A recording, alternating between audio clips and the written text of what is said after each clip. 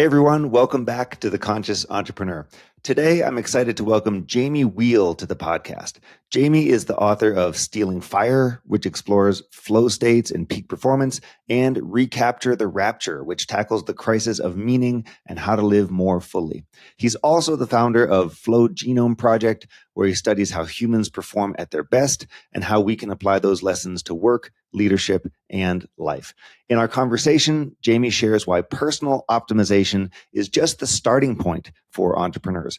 We also discuss flow states for creativity and focus, the importance of meaning in today's chaotic world, and how to build resilient, high-performing teams.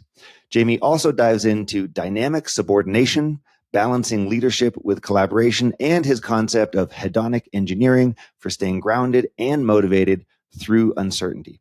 This episode is full of actionable insights to help you lead and live with purpose. I hope you enjoy my conversation with Jamie Wheal. Jamie Wheal, great to have you here on the Conscious Entrepreneur podcast. Thanks so much for joining me. Yeah, thanks for having me, Alex.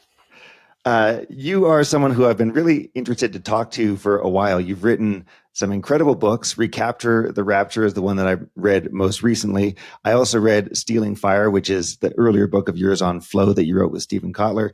You also run the Flow Genome Project, which is super interesting on its own in terms of understanding how we best operate as entrepreneurs. So all this feeds really well into the themes of the podcast at Conscious Entrepreneur and the things that we talk about. And I thought, where we might start today is one of the things you could consider is that personal optimization is sort of table stakes for entrepreneurs. We're all meant to be operating in the highest possible level. We're all meant to be taking care of ourselves and taking care of our minds and our brains and our spirits and our bodies. But for many of us, that's just the beginning, right? A lot of people think that might be the end, but I've got the opinion, and I believe you share it here as well, that that's really just the table stakes for us to get started. So when you think about your work on flow and meaning and personal transformation and improving, how do you see this kind of, just generally speaking, personal optimization fitting in there? Mm-hmm. Well, I mean, I think the simplest is just to realize that it's wonderfully and helpfully commodified table stakes at this point. And if it wasn't before our buddy Andrew Huberman launched his podcast and just made all of that kind of research ubiquitous and free, it wasn't the years before. In fact, I was even just reading an article on San Francisco, high, 2 or 3 star Michelin restaurants in San Francisco, whose wine sales are completely tanking right now. They haven't had to order new wine since May of 2023. And they're like, what is going on? And most of it was, you basically, it's Oura rings, it's Huberman, and it's, inflation and, and the cost of eggs. But fundamentally, you're just seeing a complete collapse in what was a lot of habits and a heightened awareness of a bunch of things that, make us feel better. But I did, I playfully challenged Dave Asprey years ago when we were sharing a stage. I think it was maybe even with Keith Ferrazzi at some point. And I was like, look, once you're bulletproof, what bullets are you stepping in front of? And who are you protecting? And fundamentally, I think it's really important that we don't end up in the kind of late stage neoliberal fetishization of infinite, individual perfectibility for a price. And we actually just realize, hey, Shaolin Temple style, train your body and mind, right? Push it to its limits so that you can hone it and direct it to those things of most meaning and significance and impact. Otherwise, we're all just trapped little monkeys in the machine. And that's what a lot of us as entrepreneurs are doing, right? We're hopefully getting better at everything that we do, and we're looking after our mind, body, spirit, and we're optimizing ourselves in pursuit of some big vision, in pursuit of the interesting thing that we're building, or the business of our dreams, or whatever awesome thing it is that we're putting together. We're not going to be as effective if we don't cover these table stakes, like you're saying. Like if I'm constantly burned out, unhealthy, not getting good enough sleep, whatever it is, then I'm not going to perform at my best. But to your point, I can then get all that covered and then say, how do I go find meaning and purpose in my life? What is it that I actually want to be driving toward? How do I start to find signals in the noise of all the stuff that's going on out there? Yeah, absolutely. I mean, just, the basics of, in some respects, it's noblesse oblige for the 21st century. What is the obligation of the noble, right? And in this case, entrepreneurs are self-made men and women, right? So it's not based on blue bloods and heredity anymore, but it is that sense of like, whoa, I have found myself with more choice, more opportunity, more resources, more freedom than your average bear. Now, what is mine to do on behalf of the least of my brothers and sisters? And so this is such a theme for 2025. Is we've got lots of movement in the world, exponential change seemingly all around, geopolitical conflict, macroeconomic uncertainty, like just tons and tons of stuff happening. You've called it things like the collapse of meaning, or and we need to then go out there and say, what do we stand for? How do we make meaning based on what we're seeing in the world today? And I'll share from my experience and from other folks within our community, doing that as a CEO is very difficult, right? Everybody's looking up to us. They want to know, what do you think? What are we going to do? Where do you stand on this issues? How do we feel about XYZ thing that's coming up? And as entrepreneurs, we're therefore sort of balancing like, yes, I've got to create a business, find product market fit, do all the things that I need to do for the company.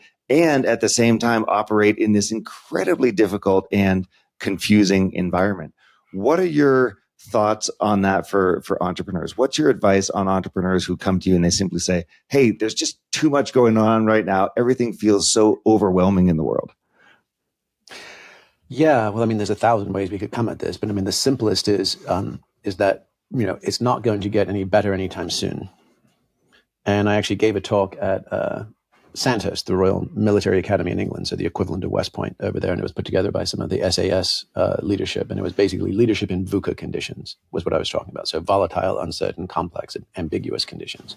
And how do you do that? And obviously, military leadership is constantly in that situation, but business leaders are in varying degrees and intensities themselves, and it requires a very strong center for you to be able to enter the melee and not lose your own footing.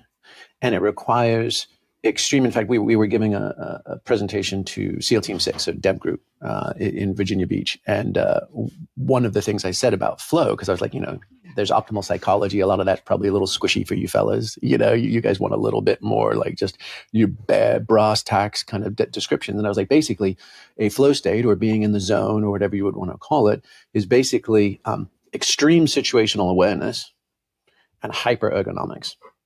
Meaning extreme situational awareness. And in the Japanese Budo traditions, it's Zanshin, right? It is the effortless awareness of all that is arising, right? So I'm switched on full bandwidth and I'm paying attention, right? Which can seem supernatural or superhuman to the people who are just tunnel vision or distracted monkey minds. So paying full attention.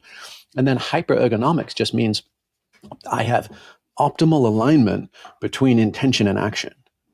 So I think the simplest example of that, if anybody remembers this, is Bruce Lee's famous 1-inch punch, right? There's that black and white film of him taking I think it was Japan's judo champion at the time. And he just literally set his fist and moved it 1 inch and sent that guy sprawling back over some folding tables and chairs, et cetera, just cleaned his clock. And that is hyper ergonomics. And so in athletic states or peak performance, you're skiing or you're surfing or you're doing something else that ends up in beautiful, kinetic art. You're expressing yourself, right? But for a leader, it is sorting signal from noise. It is focusing on the highest leverage, highest impact things, and it is coordinating a team to be able to then fundamentally move matter and or capital, right, in effective ways. And so, again, I'm using, this is just what's coming off the top of my head. I'm defaulting to these tier one special operations examples. There's also, Red Bull athletes and extreme sports stuff, things where there's life and death on the line. I like because gravity doesn't lie, and those are binary outcomes. Either you were in the zone or you die. So they're very, very good data sets, versus reading the next pop psych business book from the airport. And you're like, oh, wow, maybe, So one of the ways to do that, one of the ways to take that extreme situational awareness and that hyper ergonomics right, of an inflow leader, is to then pour that into a team that focuses not on hierarchical tops down command and control, but leverages the principle of dynamic subordination. And dynamic subordination, funnily enough, I came across it two different ways. One of my mentors was a partner at Bain and Company, and he used that notion. But then I also heard it from some of those Team 6 commanders. And I wrote about it in Stealing Fire as well. But it was basically the idea of like, who knows what to do next is in charge. And so, if the door needs to be breached, the breacher is coming forward. He knows how to breach doors. That there's the charge guys who know how to set explosives. There's the guy who comes in first, goes left. He knows the guy behind him, then goes right, and they move like a sort of hive mind slinky through the space, constantly leapfrogging and constantly taking turns. And there isn't the key is that you don't have somebody hanging on to the lead to prove their own incompetence, kind of the Peter principle. You don't have the guy up front being like, I'm the guy up front and I'm going to stay here until I've fucked up enough that I get replaced. Right. Right? Another good example would be like a peloton in road biking. Right. The idea is, who knows what to do next is I'm breaking the wind for everybody. Everybody else slots in on my back wheel. I do my time and then I cycle to the back and so on. Right. And you don't have the guy up front busting his ass, redlining his heart rate to the point where he's now slowing down the peloton. You put your bit in at your best, get out, clear the lane, let the next one arrive. And we even see this in families, right? There'll be a notion of, if mom, I'll just speak in sort of cisgendered terms, but like if mom is being super indulging to the point of potentially enabling a kid's bad habit, then what happens? Dad tends to show up as the drop the hammer guy, right? But if mom's sick or away on vacation or whatever, then dad suddenly has access to the nurturing and a kid is sad or hurt or whatever, then dad can show up, right? And be nurturing and vice versa. Mom could be like, and clean your room, damn it. Right, because there's just that sense in an organism, in a system, whether it's a family or a company, right, that we all take our roles.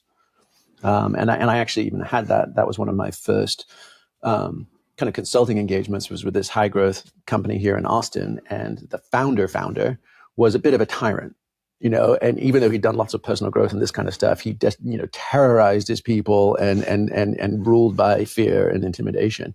Meanwhile, his number two, he accused of constantly being an enabler, constantly just being a people person, not holding people's feet to the fire or accountable for results, et cetera, et cetera. I was like, well, wait a sec. Don't you see that? You guys are camping out on opposite ends of this seesaw to balance this thing. And if he can't move until you move, and vice versa. So I think that in VUCA conditions where that it's not only that the seesaw is moving, the ground beneath our feet is moving. How do we stay balanced with each other? Extreme situational awareness. So let's actually burn the calories to pay attention and have a working but flexible roadmap of what's actually going on, what's really going on, right? Not the noise, not my Twitter feed, right? Not my latest inspo post on LinkedIn, none of that. That's just chatter for the most part, right? What is actual signal that I can track on? And then how do I align my intentions with my actions and then cascade that into my teams via dynamic subordination? So they need to be empowered as to how we want to play this game. Don't defer to your fearless leader, et cetera, et cetera. And then can we actually find balance in the midst of a wildly churny environment? So like if you ask a surfer, for instance, where is balance on your surfboard? You're like, well, I know it when I feel it. It completely depends. Where am I? Am I dropping him? And am I at the bottom of the wave? Is the wave pitching? What's happening? It depends on where balance is. It's not a singular static position, right? It's a constant dance with all the other forces, plus what you're trying to do or where you're trying to go amidst all that. I really like the dynamic subordination idea here, or the idea of it's whoever knows what's next. That person is then the leader. And it's funny, you mentioned at the very beginning here, you said that you were on stage maybe at something with Keith Ferrazzi. So Keith Ferrazzi was at the Conscious Entrepreneur Summit in 2023, and he brought us this concept around co-elevating, right, or co-creating, but really elevating everyone together. And so when I hear you talk about dynamic subordination, I think, okay, this is a team-based thing where we're all in it together, playing a certain role based on what we're seeing, what's available, the information that we have at the time, and specialties, talents, skills, zones of genius for each one of the team members. So that's that's what's resonating out for me, at least. Yeah, well, and also not to bury the lead on that. Who knows what to do next is in charge, but make fucking sure someone is in charge, right? Because and we had to do this with both Facebook and Google, where we would engage them, and we had to kind of almost deprogram them from like super groovy left coast liberal management theory, where everything is egalitarian. We all sit in a talking circle. Everybody's voices need to be heard. Just like that. Look, guys, I get that was a corrective to 1950s to 1990s toxic masculine leadership. Chainsaw, Al Dunlap, Lee Iacocca, top grading, fire the bottom Jack 10%. Welch, right. So it was a necessary and positive, corrective to those kind of toxic imbalances of domineering, hierarchical, fear-based leadership. Got it. However, right, and this is something from the outdoor, like mountaineering and guiding community, right? National Outdoor Leadership School, Outward Bound, places like that. Center for Creative Leadership even borrows quite a bit of these ideas, which is, even what is it? Blanchard, what's Blanchard's first name? Ken Blanchard's 1 Minute Manager, right? And situational leadership, right? The appropriate leadership style depends on the people and the environment and the objectives. So if I'm in the backcountry guiding a group and it's a blue sky sunny day and we're like, all right, kids, where would you like to picnic for lunch? And they're like, I want to go over here. I want to sit on this rock. You let them have it, right? If you're in the middle of an avalanche or a lightning storm, you're like, go here now. Right. And it's not up for debate, right? So it goes from super supportive or consultative leadership to highly directive, right? Imperative leadership. And it depends. And you don't want to get stuck in a model or mode simply because you think it's groovier or more enlightened, right? And again, Silicon Valley leadership culture has kind of now permeated and has kind of become the default norms, which is I'm a level 5 leader, a la Jim Collins, right? I'm a little Yoda behind the scenes. I want to make everyone feel empowered and heard, and our collective intelligence will win the day. You're like, maybe, it depends. Right. And sometimes, and the key, I think, as far as just something I would want your listeners to take away is that people want to be led. It matters less who is doing it. That gets us back to the dynamic subordination part. But don't think that somehow sitting back and letting things be squishy or endlessly consultative or performatively collaborative is actually the solution to an enlightened business. It rarely is. And you're far better off, right? Naming and choreographing who's on first. Yeah, and to a certain extent, this is coming up now in that whole debate and discussion around founder mode versus manager mode, right? And the idea that founder mode is something that people just switch on, or it's often manifest at the early stage of a company where it's a person with a vision and obsession over detail and wants to bring their vision to life. They're operating in a certain way as opposed to more of a caretaker manager or someone whose job is to optimize and get us slightly better at the things that we're doing. So that's another way this conversation is coming to life these days. Yeah, I mean, I actually had a really good insight on the founder trap because, working inside YPO as an organization, we spent tons of time in high growth companies from sort of, 25 million in revenue up to 5 to 10 billion. So it was a pretty big spread, but it was fundamentally all making it into that kind of mid-market blow and go phase. And one of my mentors, he was actually, I think he was like head of global learning for Accenture back in the day, and a real Jedi, like just worked for value, never fees, at the C-suite at Ford and Google and various other places. But he's like, look, one of the challenges, why is there such a thing as the founder's trap? You can be like, I want to be in charge. I want to be the hero. It's my baby. There's all those kind of obvious things, but it's actually stickier than that because as a founder, you're obviously the creative impulse. Something came through. This is like the E-myth kind of thing, or any of those ideas. And you've got some legit transmission. Otherwise, you wouldn't have got this thing off the ground. You wouldn't have raised the money. You wouldn't have got even fledgling product market fit. You've got energy. You've got charisma. You've got whatever it takes. Yeah. You're probably actually quite good at the thing you do, which means that you're often delivering at 120%. And when you look to delegate or move into manager mode, you're going to see that drop to other people trying to emulate you, and it'll be 80%. Now, for you as a founder, that's a 40-point spread. That is pain. That is agony. For most of the time, you'd be like, never mind. You get into seagull leadership to fly away and shit on people. I'm going to take my baby back. You're ruining it, right? Because that's 40 points. That's nearly half, right, of a thing. But the key is that your customer or client couldn't tell that you were over delivering 120%. Their bucket is full at 100%. They're like, I'm delighted. So all they experience is a 20% drop when you move to management and scale, right? But for the founder themselves, it's a 40% cliff. Right. And we have to know that, hey, look, if the client doesn't notice, then maybe I can let go of the reins a little bit more readily myself. I want to ask about something you mentioned earlier. You talked about the VUCA orientation, which is something I've heard in at conferences and events and so on from military type folks. Volatile, uncertainty. What's CNA again? Complex and ambiguous. Complex and ambiguous. And then you mentioned, that you like working in these situations where things are life and death. So high performance athletes or people on the edge of a cliff or, stuff like that. For a lot of entrepreneurs, building their business does feel like life and death. And there's a thing I'd love to hear your input on.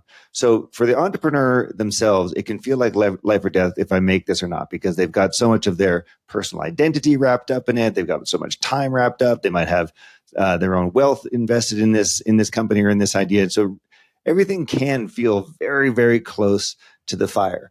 At the same time, they have a hard time figuring out, what do I share with my team? How much of this do I articulate? How do I do this without being a total asshole all the time? Kind of idea, like we were just talking with founder mode. When you're in that situation, what's your advice? What are your recommendations to an entrepreneur who's sitting there saying, hey, you know what? I know that this isn't actual life and death, but it sure as hell feels like it. How do I operate for my own benefit, to operate at my best, but then how do I then work with my team so I'm not either totally throwing them off in one direction or another, and we're able to actually see this thing launch? Yeah, well, I think it very much depends. There's sort of different answers to your question, depending on what we're actually talking about, right?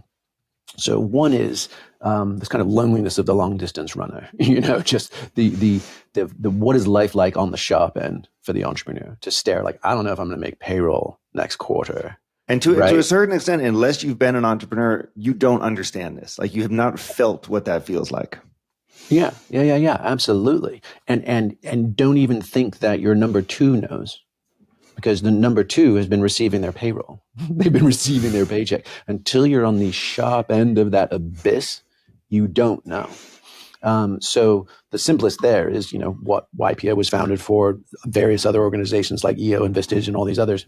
You need to have a group of peers that you can speak to.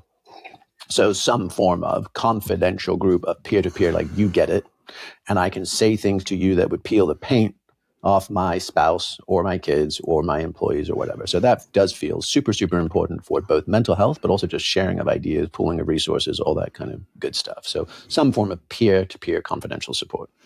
Then there's the other side of the coin, which is, what about, and we've noticed this quite a bit, especially in the space that we're in, which is kind of like optimal psychology, peak performance, ecstatic states, et cetera, right? Which is, there's also this very strange divide between the people who are the leaders, who have access to TED Talks, who have access to a community like yours, who have access to an YPO group or an EO group or whatever it is, and they have the money, the time, the freedom to get the best professional development. They might have an executive coach. They might even go to things like Burning Man or ayahuasca retreats or whatever, right? And they get all sorts of juice and inspiration. And then they come back into their organization, and now their center of gravity developmentally and experientially is now drifting from their senior leadership team. They're getting further and further away because of all this compounding exposure to new ideas, inspiring experiences, all this kind of stuff, personal growth and insights, right? Ecstatic states, you name it. And then they come back and they're like, you all have to read this new book. This is our book club, book of the week club. You're going to do it. We're going to do it. We're doing this thing. And people are like, oh God. And then there's this, I'm laughing because that's my lived experience. Yeah, totally. Right. Well, one of my mentors said, he said, Jamie, be careful of therapeutic aggression. And what he meant was, change, damn it. Not because that's what is best for you, but it's because I need you someplace else so you can help me achieve my new shining vision.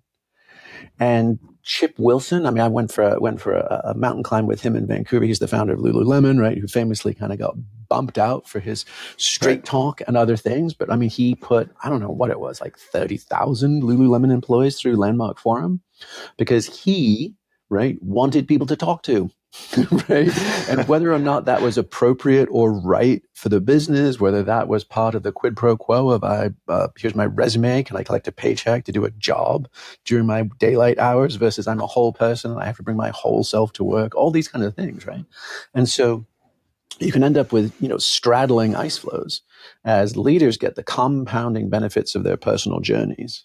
They then come back into their organizations and then enact therapeutic aggression, which is I'm going to drag you, whether you want to or not, kicking and screaming along my path, right? Because I need you lot to see it through, right? And so if, the first one was the burden of entrepreneurship and a meaningful thing is the confidential peer support group. For this one, which is how do I, especially as a founder, you're like, well, why am I doing this if this isn't to fully express my becoming? So my company is my vehicle and vessel, right, for my own unfolding, right? You're like, well, maybe. And are there ways to upgrade the software that we're running? Like literally, how do we speak? How do we talk? How do we solve complex problems? How do we manage and process conflict? How do we do all these things that doesn't rely or insist on each of those people growing and developing themselves because you need them to, dragging them by their scruff of their necks, right? But actually just becomes a stable operating system that raises the level of engagement for all involved without violating their own sovereignty, right? Or their own personal directions. And there's really good research. I mean, we dive deeply into this. This isn't just sort of like a random hypothetical, which is, one of our buddies who is a psychologist at Harvard did pre-post testing on basically scaffolding, the notion of if you provide like a dyslexic person with a spell checker, they can submit a very functional paper. So the spell checker is a piece of scaffolding, right? If you quiz people on intelligence tests, they might score a 3 out of a 5. And you then teach them a scaffolding tool like mind mapping. Organize your thoughts. Which one's bigger? Hierarchies. What's the main idea versus branches, right? And then you retest them. An hour later, 2 hours later, they can score a 5 out of 5. So you can have up to like a 40% swing in how somebody performs just based on the tools you give them. So that's another really heartfelt and meaningful way. And I think ultimately both more respectful, less problematic, because you don't want to get clipped by your board. You don't want to get some hit piece that you're starting a cult, right? Or all those kind of, you don't want to get blowback of somebody being pushed to an edge they didn't want to go past and having something messy or interpersonal happen, right? But also you want people to perform better. So just upgrade the software of your organization so that it can handle those VUCA conditions more effectively and with less chaos. Yeah, it's so one of the people who I admire tremendously and came on the podcast last year is Dr. Srikumar Rao, who you may know from Mind Valley. And so his thesis was, being an entrepreneur is your spiritual path, right? Like this is literally this is the way you are expressing yourself in the world is through this particular vehicle of building a business. And I think that can work really, really well for an individual. But what you're saying is you don't necessarily need to be like dragging that all around the office and making sure that everyone is operating at the same 120% as you are, because maybe they're just there for some other reason and you want to be able to inspire them, make them work well and get a great outcome. But it doesn't need to be like some sort of seeing God moment for them just to be there working for you. Yeah, I mean, and this is a little bit of an off-color metaphor, but I always think about like that. There's something about Mary, that movie from back in the day, right? Oh yeah, I remember that one. Right? Yeah. And they, I forget who's advising who, but it's like the in the know guy advising the nerdy guy, and he's like, basically, you basically need to like rub one out before going on a date, right? And that's the one where he ends up like with hair gel by accident, like that whole thing, right? So the idea of like how do you tame your therapeutic aggression is get your yayas out on your own time. Right. So if you have this profound yearning for meaning or insight or consciousness or whatever it would be, go to a Vipassana retreat, have a Zen teacher, do it and get it out at home effectively. If you are itching for more edge and more consequence and more epicness, go heli skiing, go climb in Yosemite, go, do something. right? But take responsibility that is a need of yours. Work out in the mornings, right? Before, shower and then come to work, having literally just burned off some of your heat, right? Such that you're not relying on your workforce, right, to satisfy all of your needs for growth and development. And I mean, for sure, people can make the case that entrepreneurship is your soul journey or your spiritual journey, that we are all a family, that this is all is one. Basically, this is just our lives, and we're just doing it in a late stage capitalist framework, and this is how we play with energy credits. And you're like, okay, yeah, totally. And a level down from that is that's absolutely batshit. Reed Hastings, did that famous culture slide deck for Netflix back in the day. But I think that, the line that always stuck with me is he's like, we're not a family, we're a team. And we're not just any old team, we're a professional sports team. And it's my job to put the best players on the field on any given Sunday to win. This is not a family. And when people default to that, it's basically a cheap way to get people to work long hours without additional compensation, right? And defer to dysfunctional family dynamics. But at the end of the day, you're still going to get cut if the bottom line or the board or the stock price, right, requires it. For sure. And so how do you balance those things in a way that doesn't feel emotionally exploitive or simply out of integrity with the actual foundational dynamics? Because I think a lot of, most high performers would be stoked to hear they're on a team. Most high performers would be absolutely excited that it's meritocratic and the best ones get on the field. And it's not tenure, it's not legacy, it's not I was in Delta Chi with the founder and now I'm the head of sales, even though all I know how to do is schmooze expense lunches, right? Like, it's somebody new coming in. Because I mean, there was a General Colin Powell quote. He said, you might be tempted, right, to kind of accept mediocrity, right, or accept everybody's opinions, et cetera, in your organization. But the one thing that does is it pisses off and alienates your high performers, right? When they see that less than excellent is tolerated, right, they basically are like, well, why bother pushing it harder? Or they go elsewhere. So I think being honest and treating adults as adults, not as overgrown kids in a family, right, is another really just important thing in kind of truth in advertising. And then also realizing, I think David Brooks wrote about this a few years ago in the New York Times about marriage. He's like, look, marriage used to be, fundamentally political alliances, right? Then there was the rise of, medieval troubadours and the notion of romantic love. And then in the last couple of decades, it's become personal growth and human optimization and wholeness. And now this one poor bastard that you said I do to is now responsible for your complete self-actualization. And if they haven't delivered you self-actualized, you're pissed and you want to divorce or you want to go poly or something else, right? Because I deserve it. The heart wants what it wants. And this is for me. And you're like, well, some version of that, I think, has crept into the stories and the analogies we use for, entrepreneurship and corporate life. And I think many of them are, you just tug on them a little bit and you're like, this feels like a bunch of arm waving distractions of late stage capitalism, not unlike mindfulness based stress reduction. You're like, really? Like, we're going to detune. I mean, God bless John Kabat-Zinn, right? Like he destigmatized it. It wasn't weird and wiggy. It wasn't new age hippie 70s shit anymore. And it was just what it was. And it was psychology plus neuroscience. But then you're like, okay, this is not about understanding the nature of consciousness, reality, self, Dharma, anything, just stripped of all desired outcomes to help actually you be a slightly less worried well, who calls in sick fewer times, stays later, and has a jolly hockey sticks chin up attitude to becoming the optimized worker drone that we are actually paying you to be. And there's nothing radical or revolutionary about that version of mindfulness whatsoever. So speaking of the stories and analogies that creep into the entrepreneurial sphere, there's the ones that we hear often, and I kind of categorize there's the military ones, right? We're in battle, we're taking some territory, we're fighting a competitor. We've got that whole idea. Then we have the whole exploration, uncharted territories, climbing a mountain, exploring the desert type of one.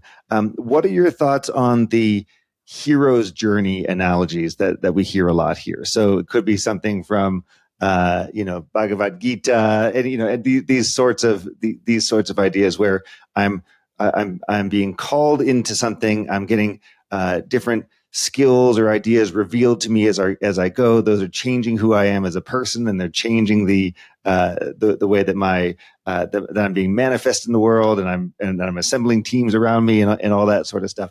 Does that one resonate with you too? Yeah, I mean, look, we're storytelling monkeys, and we tend to favor stories that are soothing or flattering, right, or inspiring. So let's just give us that big giant. You're doing a program on storytelling now for Flow Genome Project. Yeah, the power of story, and it's basically just, hey, especially as leaders, but as speakers, as writers, whatever, we are all you mobilize humans via story, and if you don't understand how to construct strategic narrative, right, you're going to be just under effective. It's fundamentally the mobilizing tool. Right, you can make a case that in our politics these days, it's not whose policies are better. It's not the actual statistics and facts on the ground of what's happening economically or socially. It's who's telling the better story, and it's not always the most complicated story. Right? There's Donald Hoffman what is his actual field? It's somewhere in neuroscience to cognitive neuroscience to mathematics, but he's basically done a very interesting computer simulation on fitness versus truth. So truth meaning I have extreme situational awareness. I'm paying attention to more of the data set that's actually there. And fitness is I've just cherry picked the pieces that let me survive and thrive and procreate or win. And in that computer simulation, fitness constantly beats truth. So you could have fundamentally a bare knuckles Instagram influencer who's flogging pseudo spirituality and downloading wealth codes, right? Crushing the actually enlightened Zen master who's like, what are these strange instruments, and what does this have to do with my connection to source, right? So those kinds of things.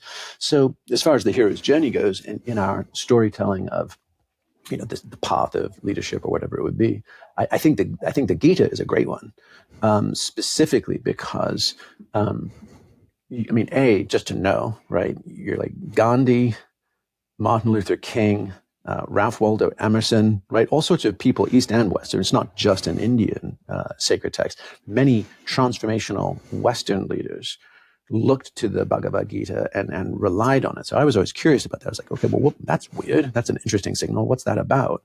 And I think it comes down to the story, because right, this is part of the epic Mahabharata, right? Indian super text, kind of like their author's Camelot. And it's the blue sky god, right? Krishna comes down to drive the chariot of the prince Arjuna.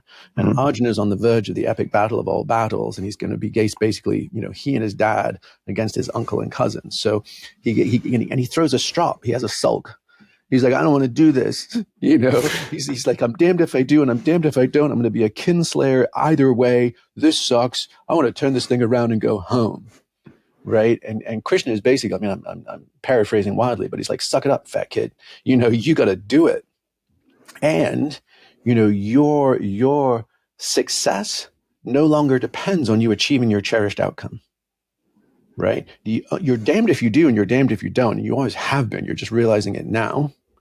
And your only liberation is by embracing your Dharma, which is get in there balls deep and do the thing that's yours to do, and then let the chips fall. And I think, and you obviously go back to Martin Luther King, you think of his wilderness years, after 1963, where everything was groovy and Dylan's playing at the, March on Washington, and everyone's like, yay, MLK. Then he's like, actually, I don't think this is just about white versus black. And this isn't just about civil rights in the South. This is about Vietnam. This is about poverty. This is about a whole bunch of things. And everyone did not want to play that game. Right. And we retroactively have just, sanctified King. He was alone and desolate and vilified in those following years. Oh, he was a huge enemy for, much of the political class, in fact, much of the entire country for a long time. Yeah.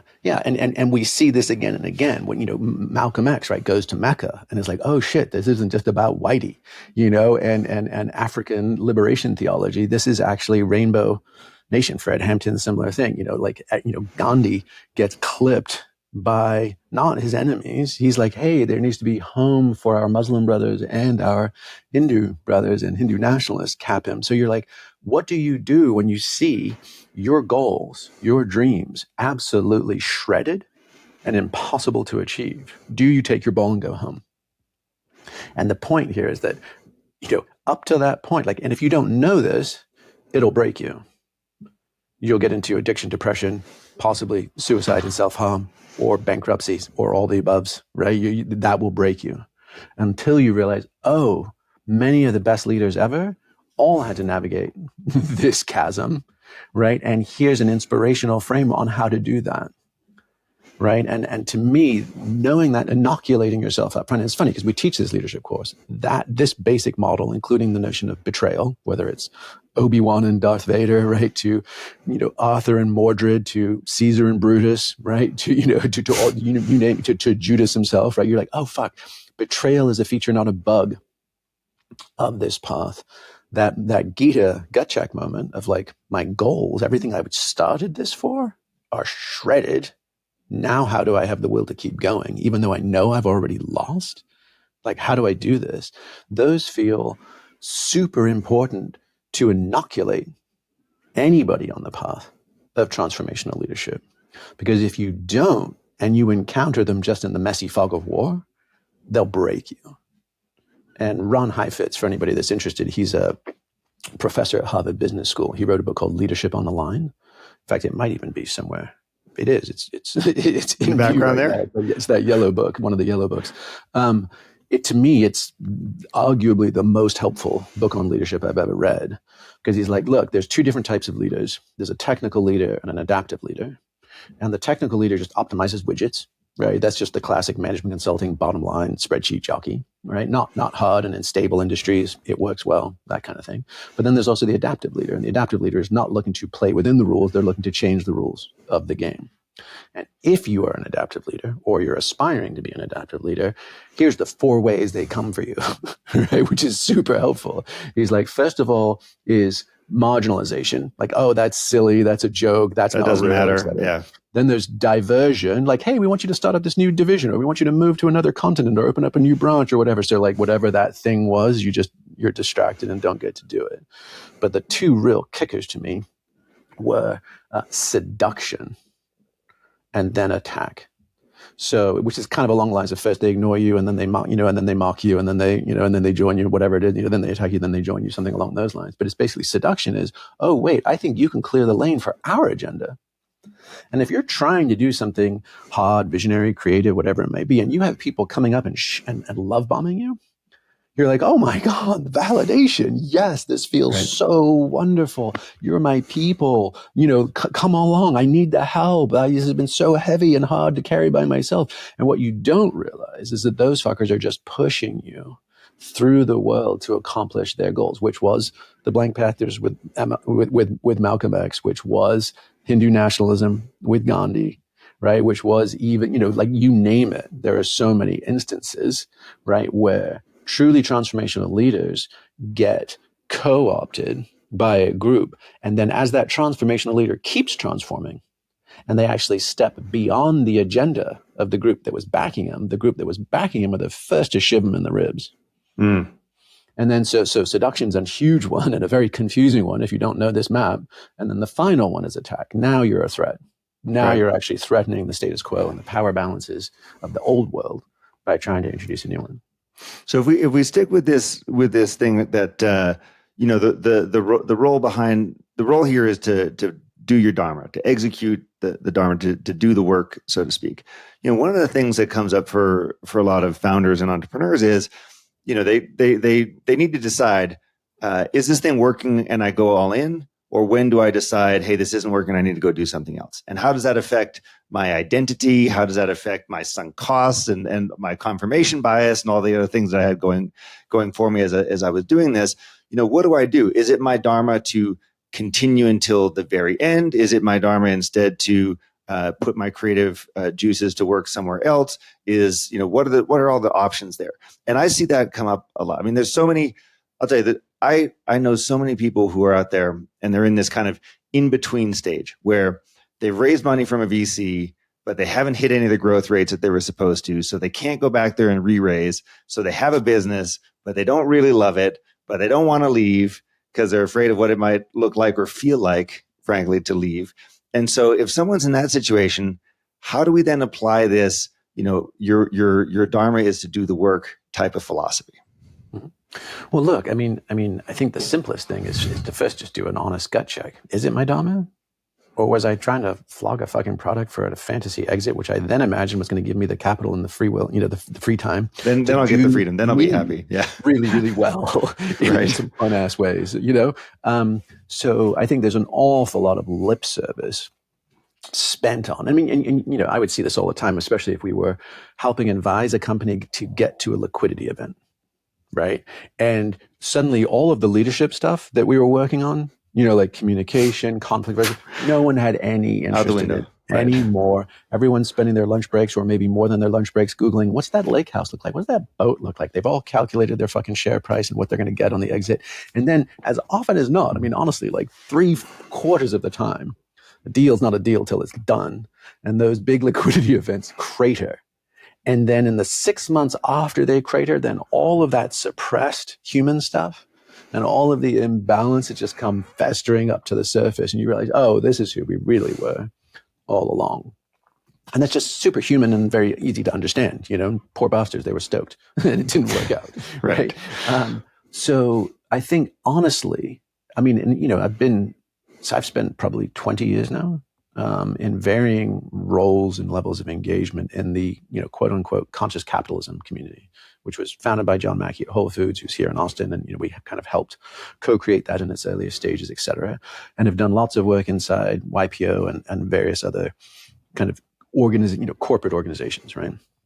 Around personal development of consciousness, development of effective leadership tools, all the supposedly good things. Right. And what you realize, or at least what I realized, is that most CEOs want a better relationship with their spouse and kids. They're not going to turn off the golden goose that put the 911 in their driveway. And the naive hope of people who get into some form of, corporate or capitalist interventionism is that if we can just raise the consciousness of the capitalists, then we fix capitalism. Yay. And we get paid ourselves, right? When in reality, you're like, no, this is a juggernaut. And you've got the Friedman doctrine. You've got the sole responsibility of governance is to return maximum shareholder value. It's why Twitter could not sell to Elon, because Elon made them such a ridiculous midnight offer that they're like, we would literally be fiduciarily liable if we turn this down. We have to take it, even though what he's going to do to our little baby is unknown and potentially terrifying, right? They had to. And the same with John getting hostile, corporate takeover of Whole Foods by Amazon. Of Amazon, yeah. Right? Jana Funds was the activist investor. They had an 8% stake. They were coming for Whole Foods. They were coming for John's leadership because he was leaving too much money on the table with all of the things that made Whole Foods, right? It was the community garden, the CSA gardens. It was the, living wages. It was the professional development. It was all the groovy things that he was doing were now seen as fat to trim, and it was legally vulnerable. So he went from frying pan to fire, jumped in bed with Bezos, and the Amazon anaconda just has squeezed the life out of these things, which is the same with the psychedelic renaissance and the flood into big pharma, medical, VC, co-optation of the psychedelic experience. I got a few nods of appreciation in sort of 2017, 2018, when I would speak at a psychedelic conference and be like, guys, look, here's the deal. Like, this is the rickety roller coaster train tracks, and this is where it goes. This isn't crystal balling it. These are just deep macroeconomic structures and legally enforced incentive patterns. So to back all that up, right, just be like, hey, what about my Dharma? And am I doing it? Should I keep doing it? Et cetera, et cetera. I think the first thing is just get really honest. And it's totally fine if you're like, I was trying to manufacture a product or service and sell it for reasonably more than it cost me, right? To make money, to live my life and support my family. And if it hasn't worked out, and I think, was it Brian Chesky? I don't remember if it is, but the founder of Basecamp, right? That project management system? No, it's not. It's not Brian, because it's Jason Fried. Jason. Okay. Yes. Right. Jason's written very interestingly in the past about like, I never took money, and I never took money because these are the reasons why. And, and we've been at choice, Vishen Lakhiani is another, where he grew Mind Valley without outside VCs, that kind of thing. And it's a little bit like that quote at the end of The Godfather, which is Balzac's quote, which is, behind every great fortune lies a theft or a crime, right? And the moment you bring in VCs that are looking for certain internal rates of return, et cetera, you are strip mining something from somebody, right? And you can see that even with OpenAI's pivot, like, oh, we were OpenAI and we were a non-profit. And after 100x return to our investors, we wanted to give everything back to the poor, displaced humans with universal basic income. Maybe we haven't figured that part out yet. And now they're like, actually, we're going to take the cap off that 100x return, right? And now we're going to just maybe, get our names on a few hospitals and maybe sponsor NPR, right? So they don't come for us with the pitchforks later, and you're like, okay. So I think just, again, if there's a subtext to some of this conversation, is yes, there are profound, mythic, epic, spiritual, philosophical, ethical impacts to our work in the world and to our roles as entrepreneurs and leaders. And let's not blow too much sunshine up our ass when actually there's just some straight up brass tacks, economic, and personal selfish reasons that we do what we do. We don't need to be like that HBO Silicon Valley show, where every single pitch at TechCrunch was like, and make the world a better place. Like, maybe not. Right. Maybe not. And so if people are up against it, and really in the dark night of the entrepreneurial journey, I think they could absolutely be like, I'm not my job. I'm not this product or service. And I can absolutely reinvent myself if I have found myself parked at a wrong corner. Seth Godin, I think, did that, right? He had that little book that called The Dip. I think it was like when to stick and when to quit. Yep. And like, if you're trussed up and the situation is bad, that's one of the beauties of America, right? Like, in bankruptcy, you don't get thrown in debtor's prison, right? Like, failing forwards is arguably one of the core bits of American IP that separates it from many other places in the world, both legally and socially. And so, kill something to set yourself free. Alternately, there's the kind of E.F. Schumacher. If anybody remembers him, he was that kind of enlightened economist. He was a little bit like the 1970s Charles Eisenstein. But he wrote a really sweet book called Small is Beautiful. And it was just that idea of like, it doesn't all have to ramp. It doesn't all have to scale. It doesn't have to go to billions of this and that or the other, of people or dollars or what, or downloads. It can just be something sweet. It can be your art. It can be your offering. And you might even choose to right size it so that you don't get stuck in one of those must make growth curves of like, oh shit, we used to run this out of our garage and online and it worked really well. And now we've got a 10,000 square foot warehouse and, a 6-figure monthly burn rate. And now I have to colonize not just my early adopters or my raving fans, but, the disinterested majority, right? Don't put yourself someplace in the market and growth and profit and, and margin curves that you don't want to be. So right sizing your work in the world with your life and lifestyle and goals feels super important than just getting into growth for growth's sakes, or even the, funding and growth models that are around you. I remember we were asked to judge like an Ernst & Young Entrepreneur of the Year. They do that annual awards and that kind of stuff. As we were seeing a black tie table. And I just remember it was some young kind of hotshot former McKinsey and BCG guys that were there at the table. And they were talking about their series A's and B's and C's and this and that. And this was a little while ago. This was probably 10 years ago at least. And I just remember sort of being like, what strange language is this? And it seemed so savvy and so kind of in the know. And then you realize afterwards, you're like, oh, that is just chasing the dragon. We have friends who built and sold an amazing organic vitamin company, like vitamin gummies, sold to Unilever for like $500 million, maybe like 600, 700, something like that. Good chunk. They walked with only 60 or 70 million out of a 10x, simply because in their growth mode, they'd been constantly diluting. And they had busted their ass for 10 years, literally starting in their own garage, really wonderful product, wonderful organization, all that. And by the end of it, there were fat cat investors that were pocketing more than the actual humans who had bled and sweat and lived for this. Right. Right. So just, that small is beautiful. It's a timeless text, but I'd super encourage folks to just give themselves permission to do a beautiful thing in the world at a high quality or standard that is satisfying to you and the people you serve. And just have that as one other option, at least, versus just chasing the series.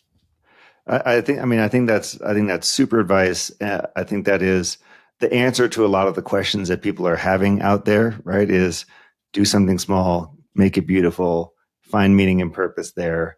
That's the path forward. And Jamie, I just want to say this is a fantastic conversation. There's a lot more to Jamie's work if you're not familiar with it. There's a lot more to Jamie's work at the Flow Genome Project. Stealing Fire is one of the books. Recapture the Rapture is other books. These are all fantastic reading to help explore all this stuff further for our audience. So, hey, Jamie Wheal, thank you so much for joining us today. It was a real pleasure to have you on The Conscious Entrepreneur. Yeah, great to chat, Alex. Thanks.